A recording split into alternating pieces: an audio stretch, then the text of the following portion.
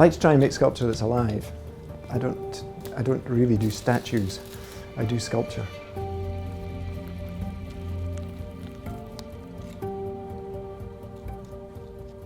Clay modelling is a process of addition, so that by adding and adding and adding, the idea is to catch the thing when it's at the right level, when it's at the right place, so that when you reach the right coordinates in space, then you've got the right sculpture.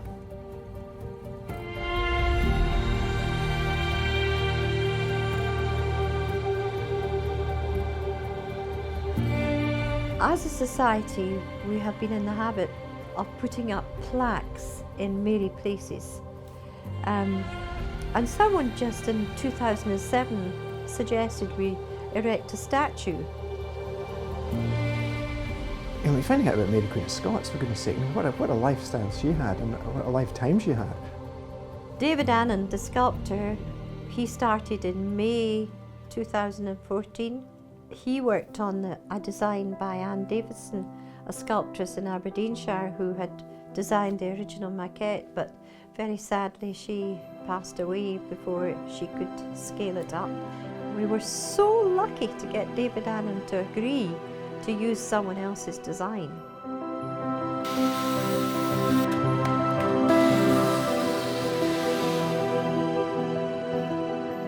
Working with Historic Scotland was really excellent.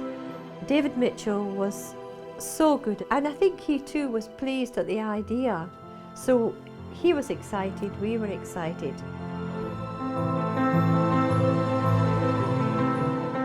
The society was fairly unique in that obviously it hadn't been through this process of producing a statue themselves either. So as it went on, I think we found a good relationship, and the process in a whole was very enjoyable.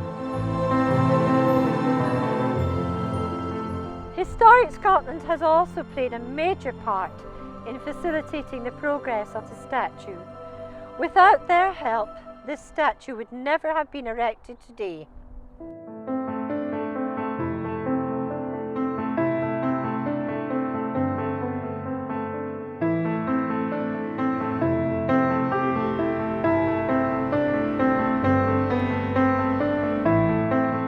Mary Queen of Scots was born obviously in Linlithgow here at the palace, but she stands now on her plinth looking across at the palace at virtually where she was born.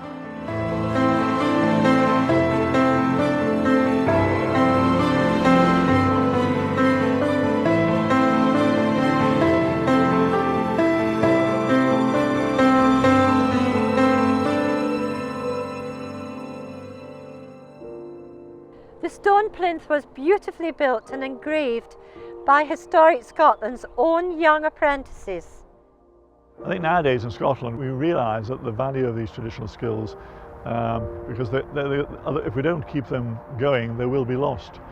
And there will be a time when people will want them again, and we need to have that skill available. So if we don't pass it on through the generations, that will be lost. We met the apprentices, and they were all thrilled to have been involved in the project. I think that was a really good thing that Historic Scotland did, to involve young people in it. It's kind of really important that people do pass on these traditional skills and do learn it, so that in years to come we don't get to a stage where everything's kind of like just a pile of rubble and nobody really knows what to do with it or what it ever might have looked like. It's amazing to have the chance to bring my family around here, my friends, and say, do you know what, I did that.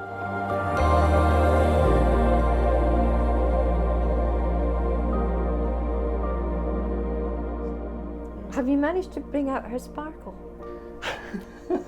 Yes. Because I feel her beauty was in her sparkle and her charm and her personality. Actually, I haven't polished up a twinkle in her eye for a wee while. How'd you got a twinkle in an eye in a piece of clay? I use nails.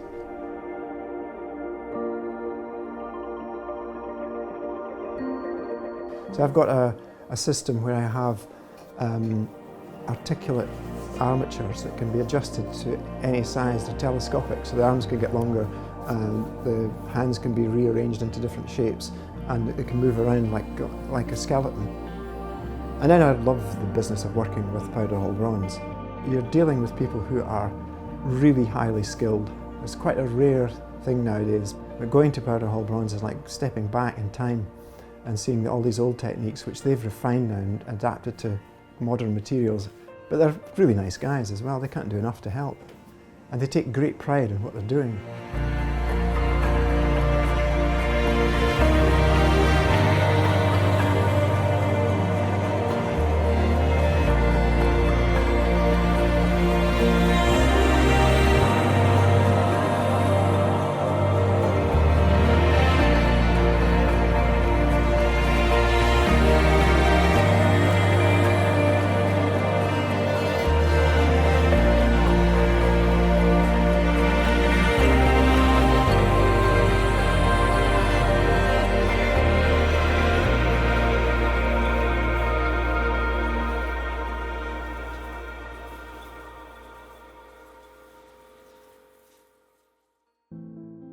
Well, another nice touch that Historic Scotland produced was to involve the local school children, and they put articles into a time capsule which is placed in the centre of the plinth.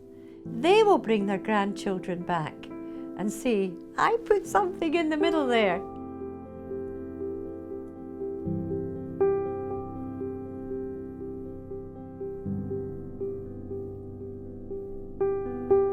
Although it was funny, I was standing behind the sculpture a few hours before, and a couple came up the path and said, "Oh, are you polishing an old sculpture here?" As if it's been there for years, which I thought, in a way, that's quite a nice compliment.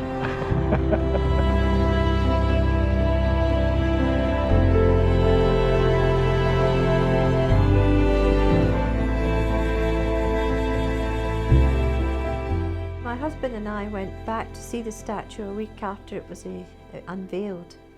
And we met public who were wandering through the Peel just to have a look at the statue. And without exception, they all thought the statue was beautiful, but the majority of them said it was overdue. It was about time there was a statue to Mary at Linlithgow, where she was born.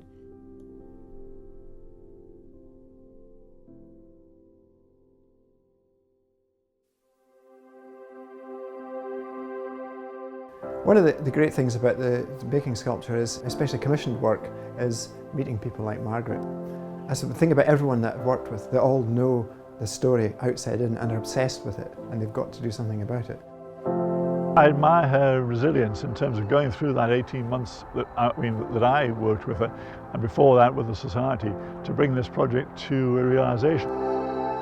That's one of the best bits, because when you see a client react, especially the way Margaret did when she came in the door. Are we ready for this? Are we ready for this? Oh! Oh my goodness! Oh my goodness me!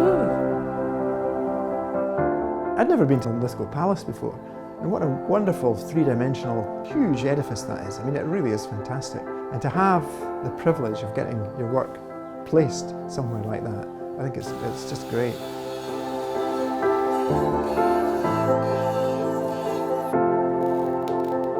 She does look regal, and yet she's got a soft sparkle.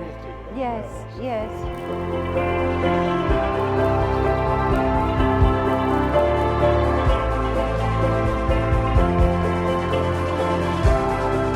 The input of all the artists together, I think, was what I enjoyed most about it, the collaborative process of that.